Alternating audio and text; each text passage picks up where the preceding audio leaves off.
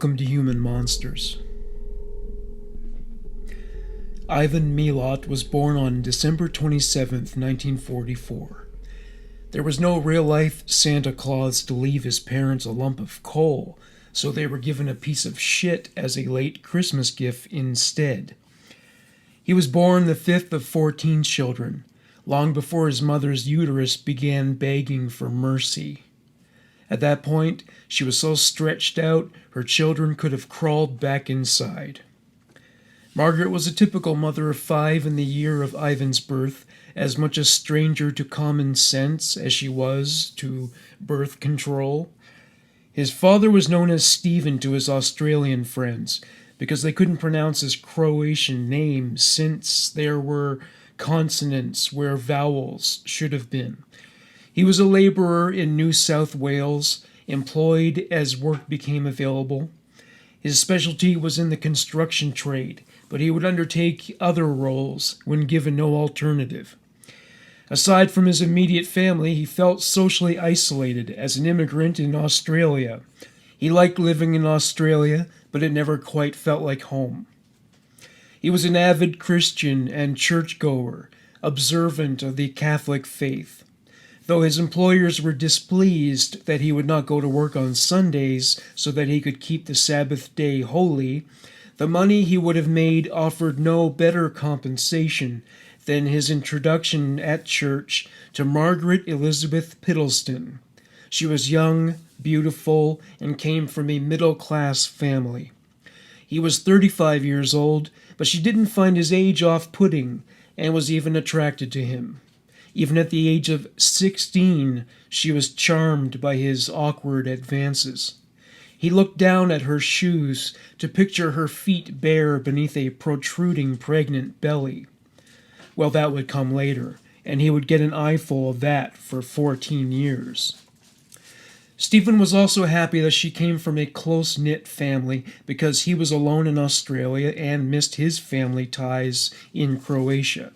Her family had some reservations about the age gap, but they were pleased that he intended to marry her rather than just use her to have 14 kids, something you should never be obvious about.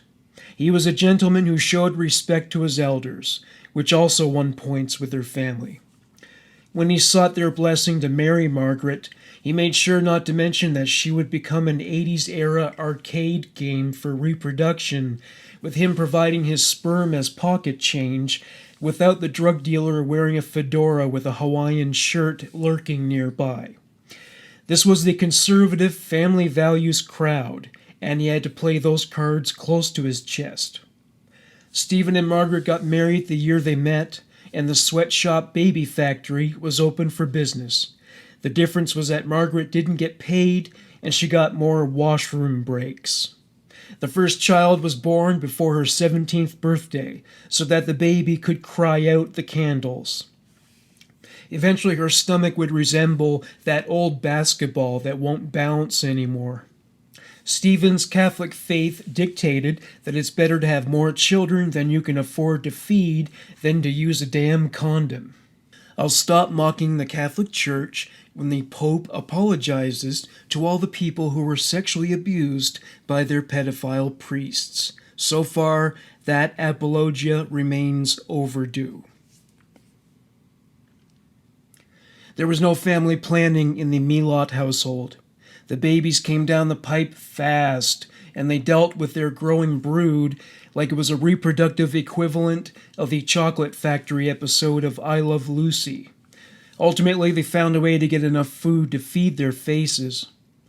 At first, they settled in the suburb of Guildford, just outside of Sydney.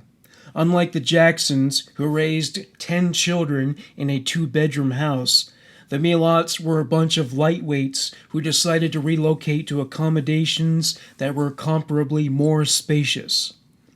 They relocated to Bossley Park and then to Liverpool, where 4 of his sons became the Australian Beatles. Just kidding. They enjoyed their new digs so much they decided to stay. The outback was within walking distance, and Stephen, having been an outdoorsman back in Croatia, was pleased to have such convenient access to the Australian wilderness. where thousands of kangaroos lie in wait to beat the shit out of him. Fun fact: koala bears often resort to rape to conceive. The way they see it, whether through consent or coercion, they'll have her screaming either way. Such is an example of the dangers of Australia's indigenous wildlife. Stephen could be beaten, bitten, or stung at any time, but he was willing to take on the risk. He would not only hunt in his spare time, but he would teach his sons how to shoot and encourage them to stalk wild game. He trained them in the use of firearms as soon as they could walk. Gee, it's hard to believe Ivan would grow up to be such a menace after his upbringing. The boys hunted before daybreak to provide the family with meat. The girls did the housework. This was as traditional as it got for a white family. The children attended school, but they found life at home more stimulating. Ivan was no smarter than his siblings, though he did take more interest in his studies than they. Nevertheless, he didn't apply himself enough to achieve high grades. Ivan and his siblings didn't make any friends outside their household. They looked out for one another, attacking bullies viciously. Stephen would respond to complaints about his children's violent behavior by violently lashing out at his children, sending them back to school with bruises and scars. Somehow the guns and beatings failed to drive the violent tendencies out of his children, and so it remained that pushing around a Milat child would not be worth your while if you were one of their peers. One place where the children were never recalcitrant was at home. Stephen would backhand them so hard they would fall to the floor, where a male koala would run up to them and fuck their face. Just kidding. Ivan was not exempted from corporal punishment, but he did not squeeze into the victim's suit without popping a button or two.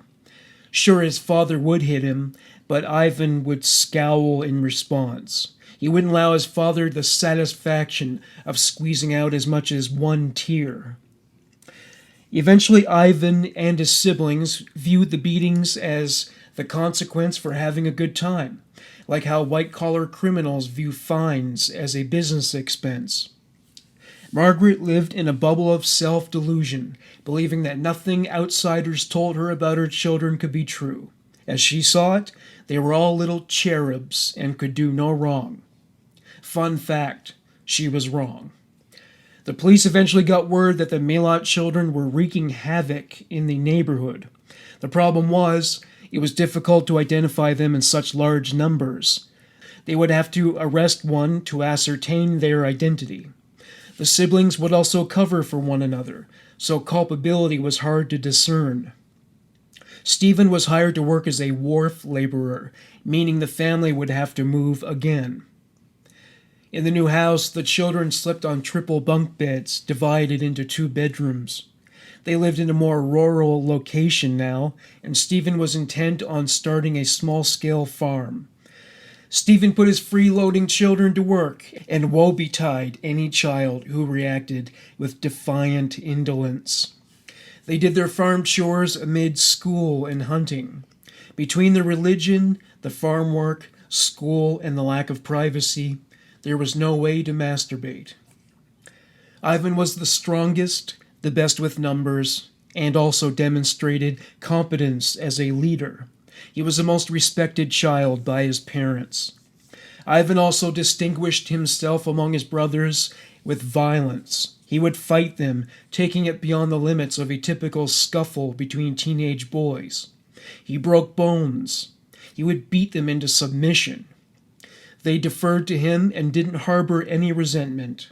Their father rose them in a Darwinist environment, so they were used to living within a hierarchy structurally reinforced by force. There was Stephen, Margaret, and then Ivan.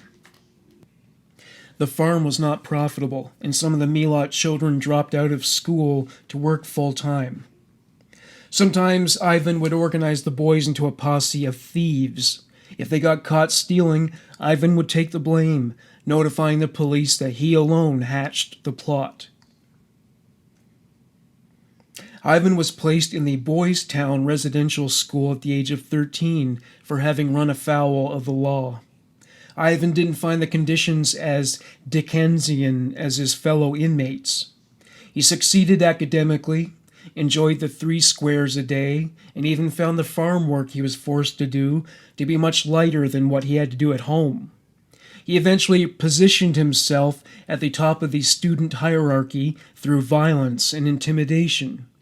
There was some corporal punishment, but it was a slap on the wrist compared to what his father meted out.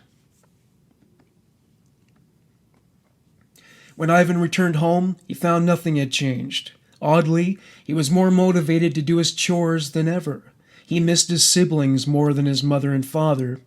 The siblings were very close to one another, to the point that speculation arose about the nature of their relationships, with some believing that incestuous relations may have transpired among them. This was never proven, however. It likely arose from the fact that they were backwoods folk who had sullied their reputation with criminal behavior and were viewed as human garbage by outsiders, or as bogans, the Australian equivalent of redneck. It didn't help that once it became legal for them to do so, all the children dropped out of school. It got to the point where the family was struggling financially to such a degree that the boys would often take on work outside the home on other properties, where their experience in agriculture was in demand. Still they struggled. The kids began to re-immerse themselves in crime. Robberies and burglaries brought in quick cash. The police suspected it was the Milat children, and this time around they could not leave the need for justice neglected. The Milats were committing serious crimes now, felonies even. Like adult prisons, Boys Town was a con college for Ivan, where he learned about how to commit crimes with which he had little experience, and how to hone his skills as a criminal. So much for rehabilitation. He remained the leader of the Milat crew, and his confidence grew with every offense. Getting away with crime gave him a rush, and he shouldered the consequences with grace and expert problem-solving abilities. Throughout the 1960s, Ivan was in and out of prison, spending as much time in the hoosegow as on the street. He was becoming a true outlaw. His siblings were still involved in his criminal enterprises, and sometimes they went to prison with him, but most of the time he shouldered that burden for them. One of their most common offenses was stealing cars to sell to chop shops, who paid cash for parts. Ivan became the alpha male in prison just as he had in Boys Town and at home. He encountered many opponents, but fear was never one of them.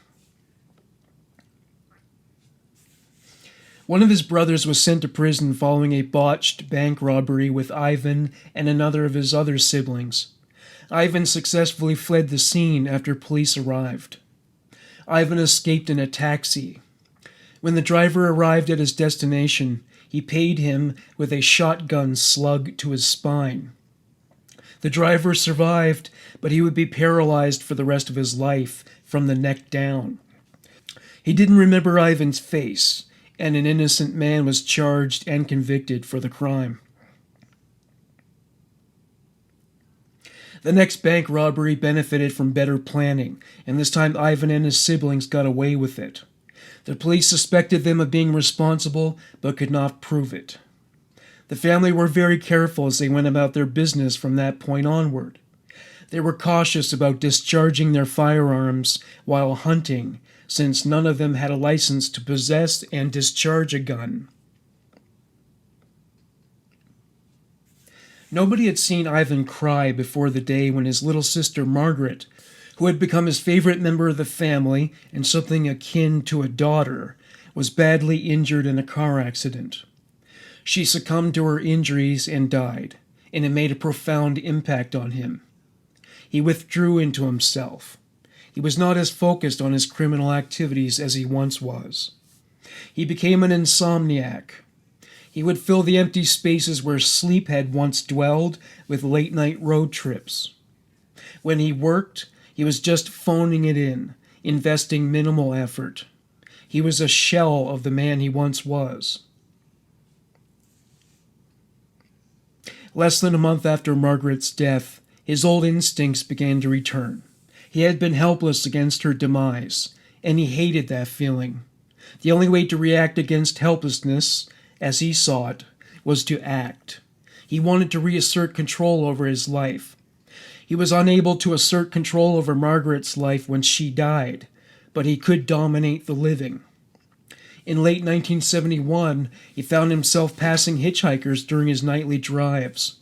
Most of the time, he either paid them no heed or he would flip them the bird.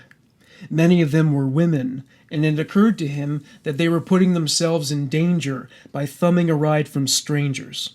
They were ready-made victims. He spotted 2 female hitchhikers near Liverpool. He invited them in and told them he would drive them wherever they wanted to go. He said his compensation was their company. The girls felt safe because there were 2 of them and 1 of him. There was no way for them to know that this was a man who took on the worst of the worst in prison and crowned himself king. He drove them to the most isolated areas of the outback, telling them he was taking shortcuts. Once he had them in the hinterlands, he brought out a knife and some rope. He kept one Sheila hostage to ensure that the other would not escape. He tied both girls up in the back of the car. He used his knife to cut their clothes off. Both girls struggled and screamed, but in those parts, they were about as likely to elicit a response as if they were in outer space. Crocodile Dundee was not nearby, hiding behind a dead kangaroo with a rifle. To put an end to their screaming, Ivan said, "You know what I'm going to do? I'm going to kill you. Won't scream much if I cut your throats, will you?" Now that they were naked, he paused to decide between them. He chose the girl closest to him and raped her.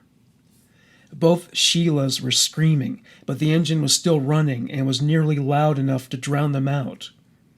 Once he climaxed, he was spent and could not summon the mojo to rape the other.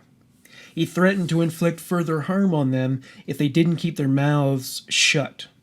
He cut their bindings. He got back behind the wheel and drove.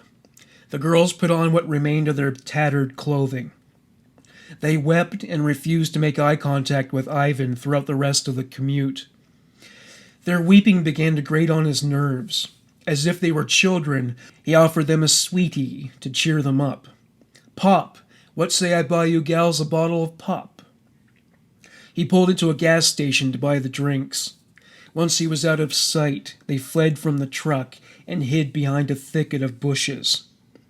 When he returned to the truck, he saw that the girls had left. He took a look around, shrugged, and drove away. After police collected the girls from the gas station and brought them to the police station to file their complaint, they realized, based on all the intel they gathered, that Ivan Milat was the offender. He was wanted for another violent crime, so there was some urgency in tracking him down.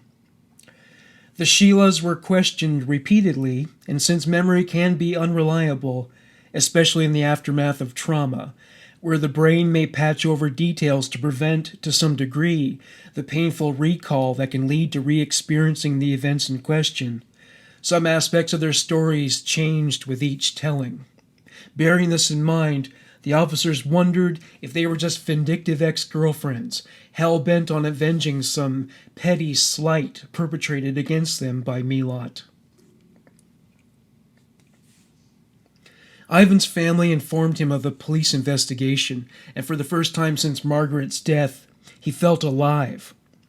The finality of her death was non-negotiable and unequivocal, but he could force his will on the living to do his bidding and shift the levers of life in tandem with his every whim.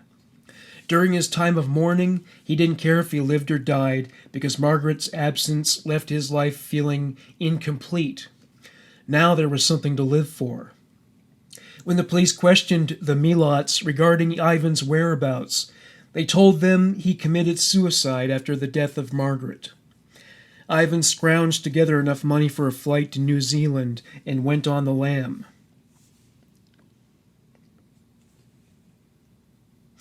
It would be decades before he could appear as an extra in Lord of the Rings, so Ivan kept himself fed in New Zealand as an itinerant laborer, doing the same kind of menial work he had done on his family's farm.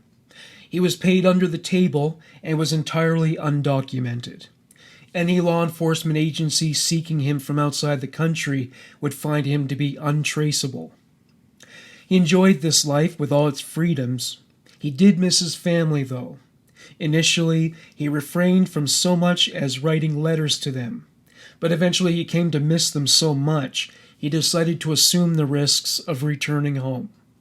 Sure enough, he was detained shortly after his plane landed and remanded to jail.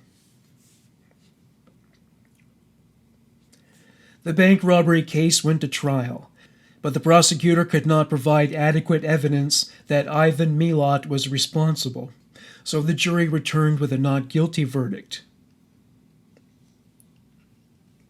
Milat was tried for the rape charges levied against him by the two hitchhikers.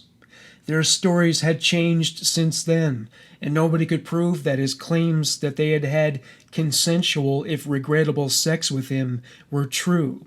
So once again he was spared from consequence. One asset Ivan had in his favor in the courtroom was his unflappable demeanor. He had taken down men with homicide in their eyes. He wasn't afraid of some pompous lawyer whose only weapon was his 50-cent words. He also wasn't afraid of doing time in prison. Compared to the impoverished circumstances of his family's home, it was practically Shangri-La. Ivan returned to his family's home, where he helped with chores and supplemented their income with money of his own made elsewhere. Fun fact: it has been noted that the number one occupation for serial killers is long-haul truck driving. For one thing, truck stops are replete with prostitutes seeking Johns to service in their rig sleepers.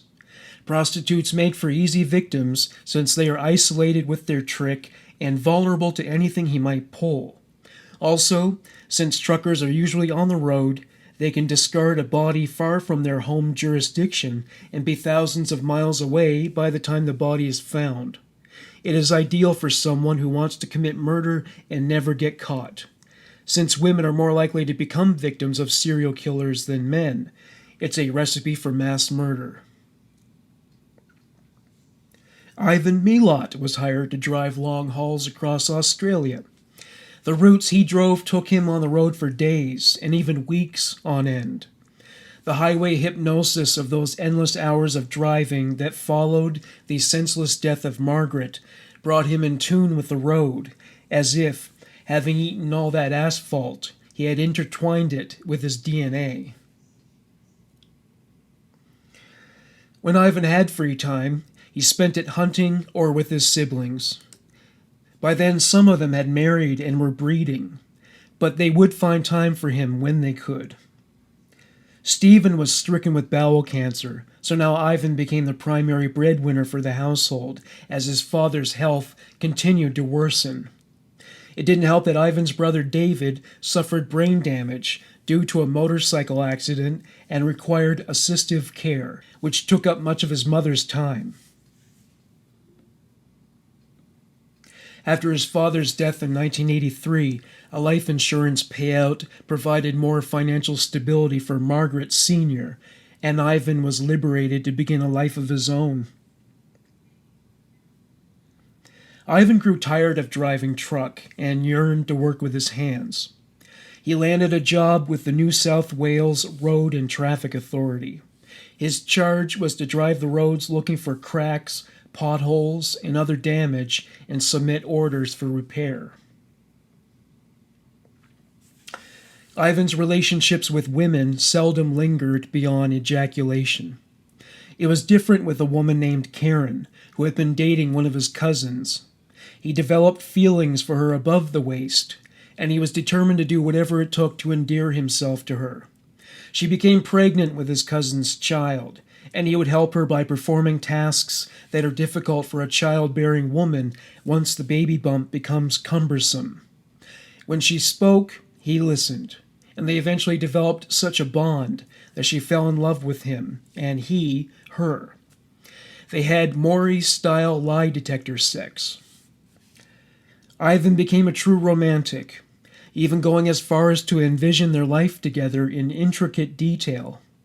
He owned a caravan and began nesting in preparation for their life inside. He was frugal with his money and had amassed a substantial amount in savings to give them a comfortable head start. Ivan's cousin and the rest of his maternal relatives were outraged once Ivan and Karen's affair came to light. They foresaw a parental dynamic that would need financial reinforcement, with them footing the bill. They were middle class economically and culturally, whereas they perceived Ivan as a bogan from the outback. Ultimately, they were not willing to take on this responsibility and wrote the couple off in the wake of their estrangement. They may have prejudged Ivan as incomplete, like lumber in want of sanding and varnish, but he proposed marriage to Karen and vowed to father her child as if it were his own. Family had always been sacred to him, and he had taken on a paternal role for his siblings, so he assumed the position with a background of experience measured in years. Having reevaluated Ivan in this lens, they had a change of heart. He proved that he could provide for Karen and her child, and given that that was their primary concern, they warmed to the idea. With or without their approval, Ivan and Karen married in 1985. Several relatives were absent from the ceremony due to acrimony among Ivan's siblings, due to conflict over who would provide care for his father during his illness, and some other family members were still sore at him for stealing his cousin's girlfriend. Eventually, old transgressions were forgiven, and Karen was welcomed into Ivan's family. Karen gave birth to a boy who was named Jason. Ivan stepped up as promised, even going as far as to adopt the boy shortly after he was born. He was nurturing, caring for the boy when he was unsettled, sometimes even taking him for drives when he was unable to stop crying. Jason completed Ivan's life in ways that were unprecedented in the eyes of everybody who knew him well. He still worked for long periods of time. It got to the point where Karen felt, on occasion, like a single mother. Ivan was very particular about the upkeep of the house. His mother ran a tight ship when it came to housework, and he expected the same standard from Karen. She was often lonely, but she had Jason to keep her company, and Ivan's relatives would stop by to check on her and even offer advice and provisions, like groceries. At times it became invasive to Karen. Her family hadn't been so close-knit, and she felt smothered at times. Complaints about Ivan's long hours spent working were without warrant.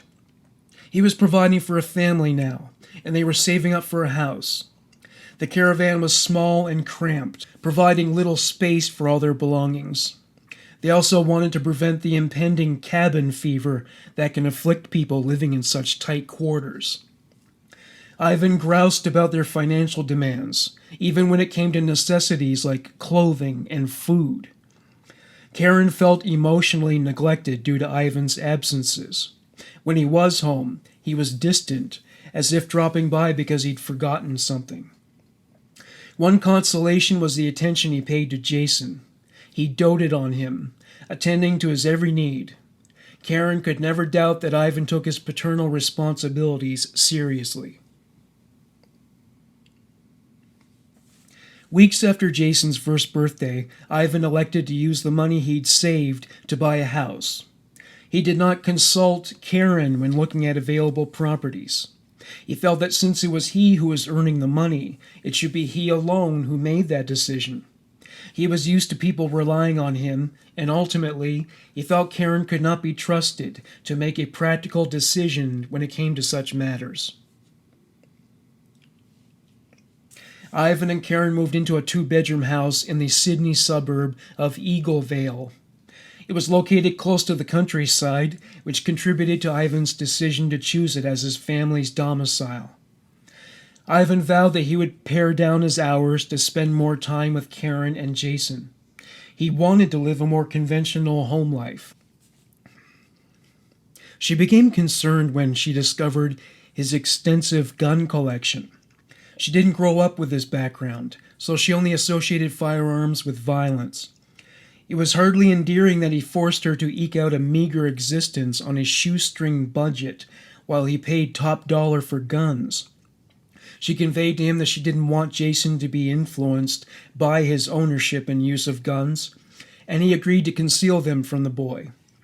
When she asked him to get rid of them altogether, he refused. The way he saw it, they were necessary and that he would use them to protect his family and hunt for their meat. Still, she couldn't understand why he wanted to own so many. She insisted that he put a stop to his gun buying, and he capitulated. Ivan was vexed after having lost this battle. He was not used to being opposed, and even more unaccustomed to losing. From that point onward, he would be obstinate in the face of her blowback. He had fought for the alpha position all his life, and he wasn't about to cede it to a woman who was only 16 years old when they met. That was how he changed. Karen changed by becoming more assertive with Ivan. This, as he saw it, was taking it too far. He hit her one day. He once vowed he would never raise his hands to her. She remembered that as she lay on the floor with her ears ringing. He hadn't even hit her with all his strength. Had he done so, she might not have remained conscious. Strangely, he was apologetic about it afterwards and helped her to her feet. He was pale, like he was going to be sick. He was still apologizing after the conclusion of his next shift. She saw that he was sincere in conveying his remorse, so she forgave him. However, these incidents became more frequent. Every time they argued, he would slap her, push her, or drag her around by her hair. He would blame her for it, saying she deliberately provoked him to anger. The beatings became nearly routine, and he graduated to closed-fist punches. As a result, their relationship deteriorated. Ivan resumed his gun collecting. He started buying the kinds of machine guns that are normally only discharged by military personnel. When Karen told him he was gun crazy, he gave her a backhand to the jaw for saying so. He took Jason on hunting expeditions with him, and Jason began to emulate Ivan in disposition and his mannerisms. Ivan and Karen's sex life was as dead as Stephen's colon, so he went elsewhere to satisfy his carnal urges. He began an affair with his brother Wally's wife, Maureen. Karen confronted Ivan about it, and he responded with violence. She was too afraid to oppose him, so she reluctantly accepted his infidelity. February 14th, 1987. Ivan returned home from a shift to find his home empty. Karen had had her fill of the abuse and infidelity. She took everything except his guns. Ivan didn't stand a chance in divorce court. The domestic abuse was an asset for Karen for once, and she got both alimony and full custody of Jason. Ivan would have voluntarily supported them if she had just asked, but she left it to the courts, and he was furious. A screening of David Cronenberg's The Brood would have been well-timed for this occasion. Despite all he put Karen through, he considered the breakdown of their marriage to be all her fault, because that's the kind of conclusion a narcissist comes to. 2 years after the divorce, Ivan had resigned from his job with the New South Wales Road and Traffic Authority. He did this because his wages were being garnished so that Karen could collect the alimony. His employment situation at this point was reminiscent of what he was doing in New Zealand, working odd jobs and getting paid under the table. With his income undocumented, there was no way the courts could get their hands back in his pockets.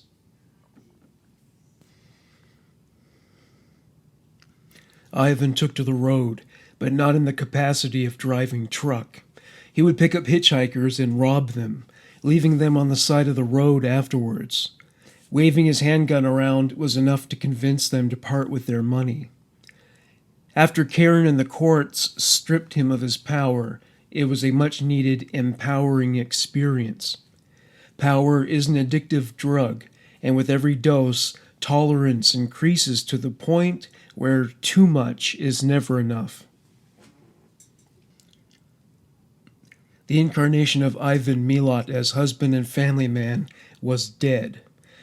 Now he was an itinerant laborer during the day and hunter for hitchhiking prey at night.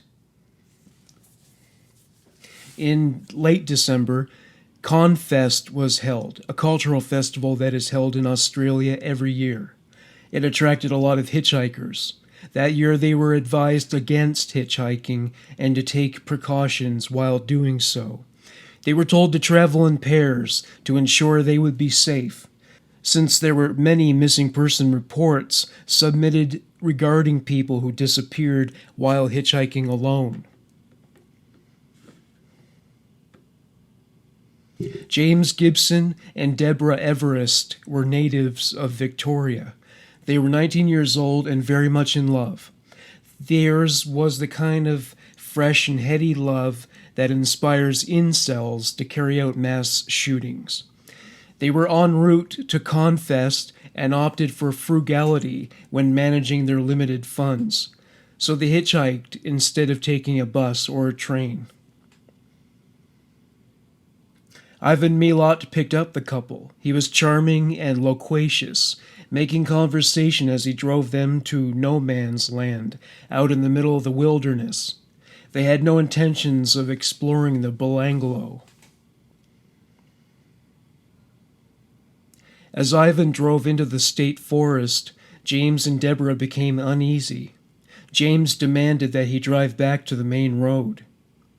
Ivan ignored their protests. James had had enough. He ordered Ivan to stop the truck. Ivan slammed on the brakes abruptly. James flew forward, and his head slammed into the dashboard. Ivan pulled his hunting knife out and brandished it in James's direction. He stuck it into his back, piercing through his skin all the way to his spinal cord. James was instantly paralyzed from the waist down. He flopped forward to the dashboard again. Deborah screamed, and Ivan threatened her with the knife. He began driving again. Ivan would point the knife at James threateningly if he made too much noise. Ivan, known as Bill to the couple, stopped the truck. Bill got out of the truck and walked around to Deborah's side. He grabbed her by the hair and pulled her outside. She was so afraid she couldn't animate her legs to leave the car, so he dragged and carried her out. As she lay in the dirt, he walked away and returned with rope. He kept the knife in his hand as he bound her. He passed the blade across her body to remind her of the consequence of opposing him. He dragged her by the bindings and took her into the forest beyond James's field of vision. Ivan wanted James to see what was happening, so he dragged him over to the lip of the forest and propped him up against a tree so he could get a generous view of the proceedings. James tried negotiating with Bill, offering what little resources they had so that he would let them go. It turned out that no one could put a price on what Bill wanted from Deborah. Unlike Karen, Deborah would not prevail over Ivan. He positioned James so that he would have a front row seat to whatever it was that he would unleash upon Deborah. Ivan cut her clothes off until she was naked, save for a few strips of fabric left beneath her. Ivan raped her as she screamed and wept. She tried to break from the bindings, but Ivan was a seasoned pro when it came to fastening a knot. There were more dingoes than good Samaritans in the area, so there was nobody to respond to her bellows. As Ivan raped her, he would turn around and gloat in James's direction, telling him how lucky he was to have a girl like her as his mate while pawing at her body. Once Ivan had his fill, he took a break. Deborah had screamed herself into a rasp. She was traumatized and went into shock. James was crying. Ivan began striking Deborah, but she was in a trance, barely there. He slapped, pinched, and poked her for the vocalizations he craved, the Ivan Milat equivalent of an aria. Frustrated that he wasn't eliciting the sounds he most wanted to hear, he began punching her. She screamed him an encore. As they reeled, he recuperated. He drank a couple of beers from his cooler. Following that, he pulled out his rifle and practiced by shooting the beer cans, neither of which was a Foster's because it turns out Foster's is not really Australian for beer. He was right on target with both shots. After all the years of hunting, he was a crack shot. The rifle would be left to cool as Ivan returned to James's future grave with his knife. Ivan plunged his knife into James's stomach. From there he cut his legs. He pierced him between his ribs. He slowly and methodically cut him up and down his body, like an amateur surgeon. Deborah was catatonic at this point, unaware of what was happening. Ivan twisted the blade. James screamed with such volume and desperation that he barely recognized it as his own voice. Deborah snapped out of her delirium and became hysterical at the sight of James bleeding with wounds all over his body. She began to weep uncontrollably. She screamed as Ivan rotated the blade within James's stomach. Ivan smiled at her as he did so, stabbing James repeatedly until he was assured of his demise. Drawing James's blood left one part of Ivan's anatomy engorged with his own, and he was in the mood to have another go at Deborah. He pinned her to the ground and raped her once again. She fought back by biting his arm. Ivan retaliated by punching her in and out of consciousness. He would knock her out with one punch and wake her up with another. He broke the bones of her face as he slammed her head backwards into tree roots, fracturing her skull. He raped and beat her from coitus to necrophilia. He removed the ropes, but otherwise left the scene as it was, with James in the fetal position and Deborah spread-eagled on the ground. He covered their corpses with some natural detritus, so that they wouldn't be easily spotted by passing motorists and hunters, if there were any. Scavengers were likely to tear at their bodies as flies established a nursery of maggots, so their remains were likely to deteriorate rapidly under the broiling Australian sun. Ivan drove back to the site and dropped the possessions he had taken from James and Deborah off, including a camera whose roll of film disclosed who the owner had been, which in turn gave an indication of where he was since a backpacker discovered the camera near the body dump site. Ivan was getting careless. January 20th, 1991. 21-year-old Simone Schmidl was a German backpacker tourist. She and her mother arranged to meet in Australia. The problem was, her mother didn't comprehend the scale of the Australian landscape and booked a flight to Melbourne, which was about a 9-hour drive away from Simone's location, which was closer to Sydney. Simone took a train to one of Sydney's suburbs on this day and began thumbing down the highway. After a protracted wait, a silver 4x4 pulled over. A smiling man leaned out his window and asked her if she wanted a ride. She was delighted by his offer to drive her all the way to Melbourne. The conversation was stilted because though Simone was fluent in English, she was unfamiliar with Australian slangs and colloquialisms. Eventually the conversation petered out altogether. Suddenly the driver stopped the truck. Hours later, Ivan had Simone in the woods. He raped her. He stabbed his way up and down the topography of her body. Once she was dead, he covered her with sticks to spare her the indignity of animal predation, as if he hadn't already subjected her to endless indignities. By the time her body was found, she had deteriorated to bare bones. Her dental records in Germany were used to confirm the identity of her remains. It wasn't difficult to identify stabbing as the cause of death, for there were telltale scratch marks on her bones. British national Paul Onions was on vacation in Australia. He initially arrived in Sydney. He struggled to find work as an air conditioning repairman. Given Australia's hot climate, such technicians were never in short supply, so that sector of the job market was flooded. The money he saved for the trip was dwindling, so he needed to find some kind of job soon. He was informed by locals he had befriended that his best bet, especially when it came to working under the table, was to work for a farm picking produce during the harvest season, which was already underway. There was plenty of rural real estate in New South Wales where he could find the kind of work none of the native Aussies wanted to do. Transportation options were limited to non-existent when it came to the outback, so he was left with no other recourse but to walk. Paul discovered the hard way that the outback seemed to go on forever. You could walk for an entire day and never encounter another person. It's like if a desert wasteland was a treadmill. It could be dangerous considering the intense heat and the wildlife, much of which was poised with enough aggression and/or venom to take a man like him down. Even the kangaroos could have kicked his ass. Fuck around and find out, Paul.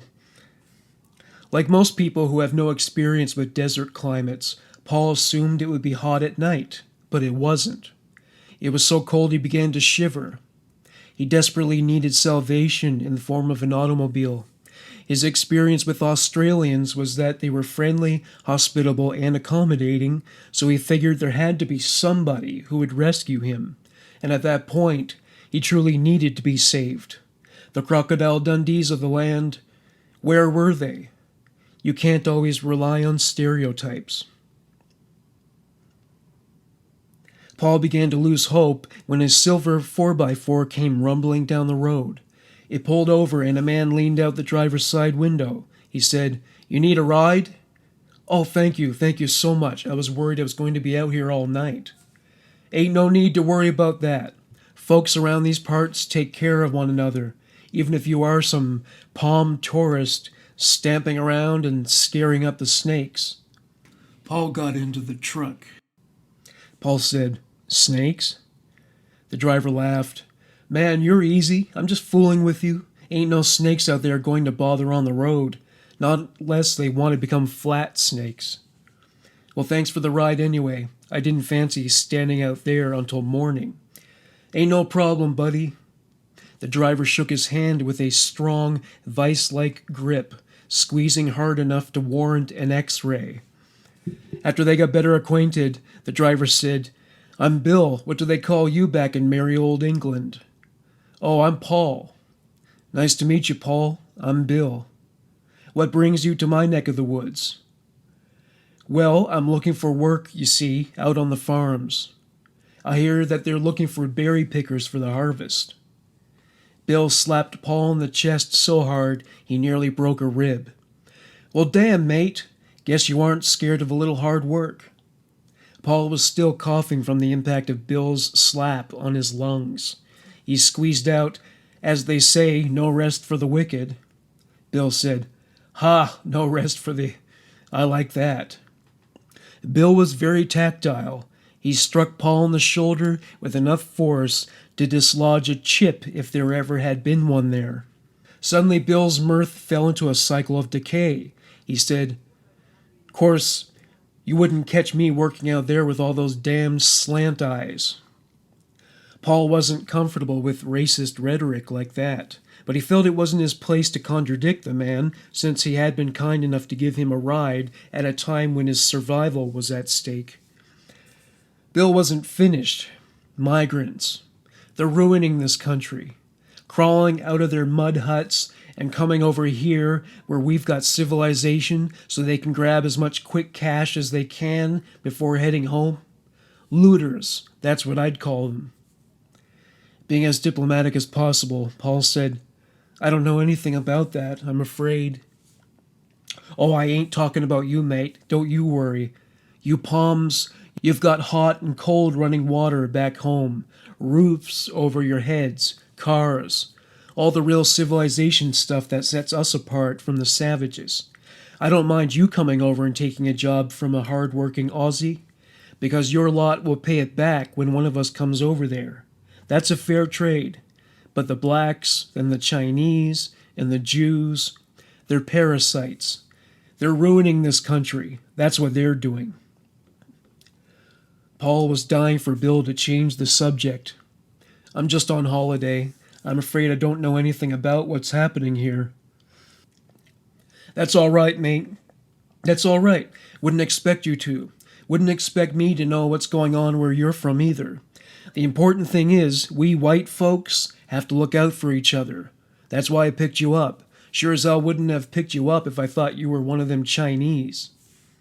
Well, as I said, I do appreciate the ride. I don't suppose you know any farms out here that are hiring right now? Course I do, course I do. I'll drop you out by one of them fruit farms north of the Belanglo, where they're needing folk. Paul grew uneasy. They had driven for hours with no semblance of civilization in sight. He didn't know Bill at all, and had no idea what he was capable of. It dawned on him that he may have made a huge mistake by going it alone in the country. Bill pretty much confirmed that when he said, "You know, we don't get many hitchhikers out this way anymore." Why might that be? Well, most local folks, they've got their cars, and most visitors, well, they stick to their places, you know? The cities and the beaches. Not many tourists brave enough to come out here. Well, I don't believe I've ever been accused of bravery before. I think I'm mostly just desperate. Ha! You and me both, mate. Nobody's out here because they want to be. Ain't a place folks come to. It's a place folks go through, you know? Nothing here for them. Of course, them that know the Belanglo can see the beauty of it. A place where you can do what you want with nobody about. Hunting's good if you know how to shoot. Hell, even if you can't shoot worth a damn, the hunting's still good. Paul began to wonder if he was jumping into conclusions. He was probably worrying for nothing. He wondered if Bill was just a nice guy who was driving him well out of his way just to help him out. It was possible. Paul said, "You know, it didn't even occur to me that people might hunt out here. I'd have thought it would be a nature preserve or something." Bill chuckled. "Nature preserve? Only thing preserving you from nature out here is a gun. Kangas will kick your guts out as soon as you look at them. Snakes will turn you inside out with a bite. Spiders will make you wish the snakes got you. You went wandering along the road up here as you did back by town. You'd never see morning again, mate." This sent a chill down Paul's spine. He said, "I had no idea it was so dangerous." "Dangerous? Nah, mate, that's just natural for you." Bill punctuated this with a slap to Paul's knee, felt by chiropractors around the world. Bill continued, "Ain't any more dangerous than gravity. You step off a cliff, you're going to fall. You step into the bush, you're going to meet something that wants to snack on you. That's just the world. If you want to talk about danger, then you need to start talking about the folks that live out there. Crazies, the lot of them." Paul said, "Are you pulling my leg again?" "Wish I was, mate." Paul's anxiety returned with a flourish as he looked beyond the windshield and found himself in what appeared in his paranoid perspective to be a world of hostility. He said, "So, real people are living out there in that jungle?" "More than you'd think, mate. Folks living off the land, keeping to themselves, ducking the law. Outback, yeah? That's where the outlaws hide out." It occurred to Paul that Bill was having fun with him, scaring him on purpose, like someone telling ghost stories around a campfire. Bill did nothing to allay Paul's fears when he said, "Folks out there will rob you soon as you look at them. Ought to be careful with yourself. Don't go wandering too far from town. Don't go taking rides from strangers." Paul refused to play into this fear-mongering. He said, "You know, Taking all that into account, given all the awful people I might have met out here at night, I'm very lucky to have found you." "Oh, no, mate." Bill struck Paul's leg hard enough that Paul's grandchildren would inherit the bruise. He said, "I'm the one who was lucky to find you." There were ominous undertones behind this declaration. Paul said, "What do you mean, Bill?" "My name's not Bill." A renaissance for Paul's paranoia was well underway. He caught a glimpse of a gun in Bill's lap. Out of some warped sense of reassurance, Bill said, "Don't know that you've ever been robbed before, but it's real simple. I figure you'll take to it like a natural, mate." Paul decided to cooperate with this man so that though he would lose his money and belongings, he would at least emerge with his life. Paul said, What do you want me to do?" The man who called himself Bill pulled the truck over. He said, "I'll be keeping your bag in case you've got anything good hidden in there, but you need to get every penny you've got out of your pockets right now. Lose that watch of yours, too." "Whatever you say." Bill grabbed Paul by the ear and took a closer look at him. He said, "You palms are all like women. You got any jewelry on?" Bill pulled on Paul's shirt with so much force he tore out some of his chest hair. He was looking for a necklace. Paul said, "No, I don't wear any." Bill dug his gun into Paul's temple. He said, "Hurry up. Wallet. Money. Don't try and hide anything or I'll have to go looking for it. And you don't want that, do you, mate?" "Sorry." "Right, yes." Bill drilled the gun into Paul's shoulder. "Hurry up. I'm trying to..." As Paul fidgeted with his wallet, Bill rose the gun to Paul's face and said, "I said hurry your ass up, mate, or I'm going to..." As if on autopilot, panic propelled Paul out of the truck, whereupon he ran. He heard gunshots coming from Bill's direction. He also heard laughter. It was all a big joke to Bill. A car came along driven by a mother with her children as passengers. Paul dashed out into the road and halted her by stepping out in front of her car. He jumped in the car and ordered her to drive with no explanation. He frightened them. He was hysterical and bloody. Giving as much clarity of which he was capable in that moment, he said, "He's trying to kill me. Please get me out of here. He's got a gun. You've got to help me." The terror in his eyes and the blood on his clothes convinced her that he was not a delusional paranoiac. Something terrible had happened. She looked out the window and saw a man pointing a gun in her car's direction. She mashed the accelerator, driving at top speed. She eventually made a U-turn and drove back to a city. Backpackers Gabor Neugebauer and Anya Habshid had been staying at an inn for backpackers over Christmas in Sydney. On Boxing Day, they decided to depart for Darwin, with a stopover in Adelaide. They had heard about the man who had been murdering young backpackers, but they weren't afraid. They figured that since they were not traveling alone, they would minimize their risk. Gabor was found dead. He had been shot several times. He was used as target practice, essentially. He had been shot dozens of times. He was sprawled out afterwards and covered in detritus. The attack on Anya was unprecedented in its brutality. There were indicators of rape. The physical tortures were more gruesome than those inflicted on Ivan's previous female victims. He had graduated from simple assault to mutilation. He severed her head by sawing it off with a large hunting knife. Over 100 shell casings from Ivan's Ruger rifle were found at the scene. Many of the shots were discharged around Gabor to taunt him. Anya was forced to watch. Gabor was bound in rope, with all struggles to break free from his bindings in vain. Ivan was becoming increasingly sadistic, deriving great pleasure from inflicting suffering on his victims. April 18th, 1992.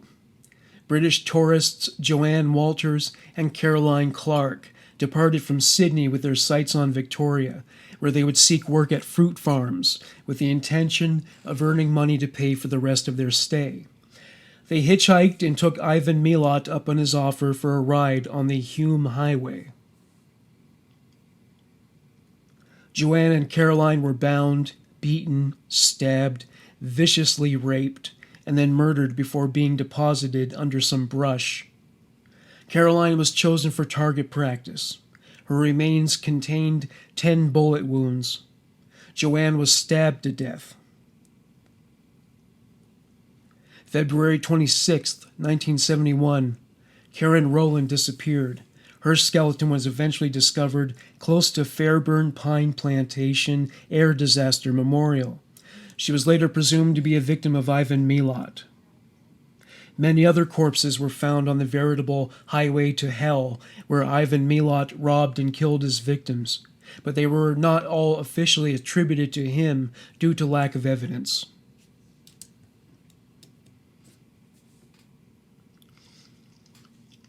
November 13, 1987.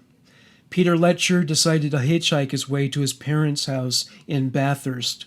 His bones were found a year later by a trail in the Jenolan Caves area. Peter was found lying on his stomach. He was partially camouflaged by tree branches. He was handcuffed, shot with a .22 handgun, and stabbed in his back repeatedly. There was some speculation that he was raped, but by the time he was found, he had decomposed to such a degree that such details were difficult to ascertain. September 6, 1991. Backpacker Diane Panaccio departed from Bungadore and set off for her home in Queanbeyan. Her body was found 2 months later by Forestry Commission staff in Talaganda State Forest. She had been covered in branches. Otherwise, she was naked from the waist up. She had been raped. A single carefully executed incision was made on her spine, which rendered her paralyzed. She was stabbed in the second thoracic vertebra. September 1992. Hikers discovered the bodies of Caroline Clark and Joanne Walters. October 1993. The remains of James Gibson and Deborah Everest were found. Police began searching the area's forest in hopes of turning up more evidence and bodies. They found the skeleton of Simone Schmidl. They found a pair of pink jeans at the site that had belonged to Anya Habschied. She and Gabor were found near a fire trail. Police offered a $500,000 reward and a full pardon to any accomplices in exchange for the confirmed identity of the perpetrator. Paul Onions caught the news reports about the hitchhiker murders and cooperated with the police investigations, identifying Ivan Milat from a stack of photographs as the man who robbed and assaulted him. The police did not take the possible cooperation of Ivan Milat for granted. He was known to be violent. He was also known to be armed to the teeth. They had his home under surveillance, which became obvious to Milat, who, at one point, observed the police through binoculars. The police dispatched 50 officers to his home. They surrounded the house on all sides, with officers kicking down the front door. They found Ivan in bed naked with a woman. They searched the house to find Milat's arsenal of guns, but they were not found, though his prized Ruger rifle was discovered on the premises. Ivan's siblings, loyal as ever, helped him, with Wally taking the guns into his home. Milat was arrested for the abduction of Paul Onions. It was one way to get Ivan off the streets and advance to the rest of the investigation. The police were able to obtain warrants to other homes frequented by Ivan Milat, and they found the rest of his weapons at Wally's house. Alex Milat was interviewed and was found to have been deceptive in his previous interview. Backpacks that had belonged to Ivan's victims were found in Alex's house. Both Wally and Alex were brought up on weapons-related charges. Among the many items in evidence were the bullets that were proven to have been discharged from Ivan's Ruger rifle. July 27, 1996. Ivan Milat was found guilty and sentenced to life in prison without the possibility of parole for each murder charge. His appeals were rejected, with his destiny to leave prison in a body bag. He tried on multiple occasions to escape from prison, but failed. Milat decided to prove to the Supreme Court that he was serious about his appeal by mailing his severed finger to them. He botched the amputation, and the finger wound up in a hospital's disposal unit. He went on a hunger strike so that the prison staff would provide a Sony PlayStation for him. Request denied. October 17, 2019. Ivan Milat died of esophageal and stomach cancer at Prince of Wales Hospital at the age of 74. Thank you for listening to Human Monsters. Bye for now.